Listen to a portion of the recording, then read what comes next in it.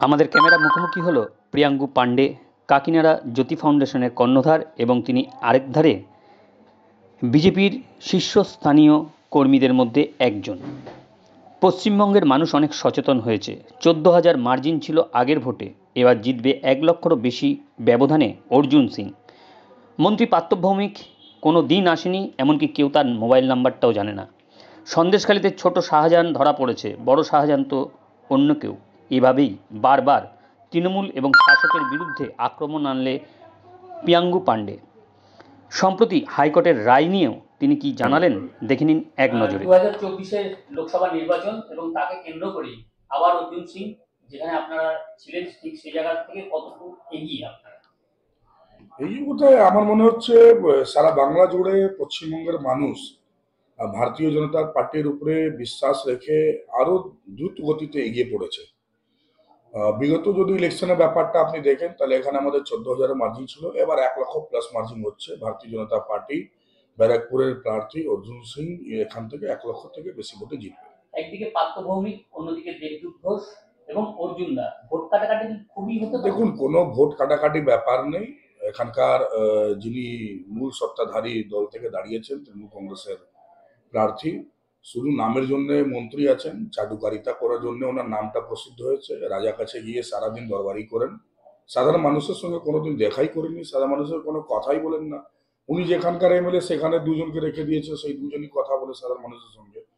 তো উনি তো নিজে কথা বলেন না, সাধারণ মানুষ তো ওনার নম্বর অব্দি জানে না, মোবাইল নম্বরটা জানে না। আপনি দেখবেন যখন উনি নিজের বাড়ি থেকে বের হন, যে কোনো ফুটেজ ভিডিওতে আপনি দেখে নেবেন, যখন বাড়ি থেকে উনি বের হন সিকিউরিটি ছাড়া কেউ থাকে না, একটা মানুষ ওনার বাড়ি যায় না। কেন যায় না? উনি সাধারণ মানুষের সঙ্গে দেখা করতে চান না, সাধারণ মানুষ সঙ্গে উনি হেট করেন, ঘৃণা করেন। সেই লোকের নিয়ে সাধারণ মানুষের মনে কোনো নেই, কোনো অ্যাট্রাকশন নেই।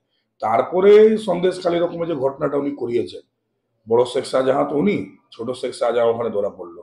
কিন্তু শেখ শাহজাহান উত্তম শিবু কে পুরো পরিচালনা উনি করতেন। আজকে দিনে আরো আছে বসিরহাটে যাকে উনি পরিচালনা করছেন, সন্ত্রাস করাচ্ছেন। যেরকম আপনি বাদুরিয়াতে গফার সাহেব ছেলে দিনুদা মেলে আছে, বাট ওনার কিছু চলে না, ওখানে লিটন সবকিছু করে। বসিরহাটে বর্ডারে বাদলে সবকিছু চলে, অসিত মজুমদারকে বাদ দিয়ে।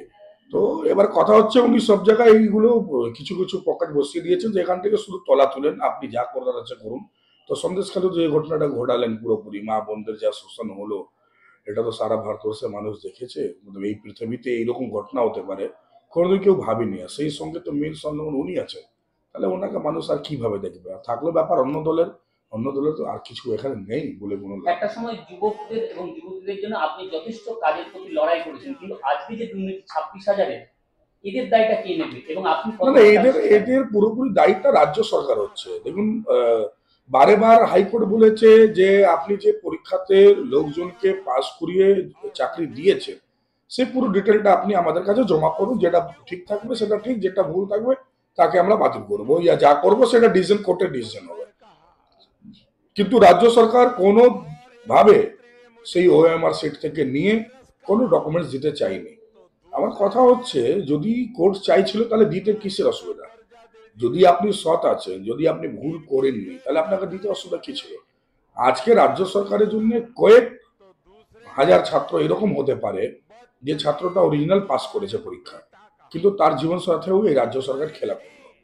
রাজ্য সরকারকে ভাবা উচিত ছিল যে ভুল করেছে, ভুল করেছি স্বীকার করা যাবে, এটা কি করে হয়েছে, কিন্তু তারা দেবে কি করে? চুরিটা তো ওপেন হয়ে যাবে না।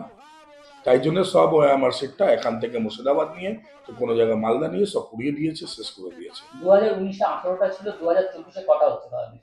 100% আমরা বলছি সব থেকে বড় পার্টি তো আমরা হবো, এটা তো আমি বলছি না, এটা তৃণমূল কংগ্রেসের যে আইপ্যাক, যিনি যে ম্যানেজমেন্ট টিম থেকে তৃণমূল কংগ্রেস কাজ করাচ্ছে, সেই আইপ্যাকের টিমেরই সব থেকে বড় যিনি নায়ক ছিলেন প্রশান্ত কিশোর জি, উনি বলেছেন কি পশ্চিমবঙ্গতে ভারতীয় জনতা পার্টি সব থেকে বড় পার্টি হতে চলেছে। আমরা আশাবাদী 28 থেকে 32-এর মাঝখানে থাকবে। ধন্যবাদ।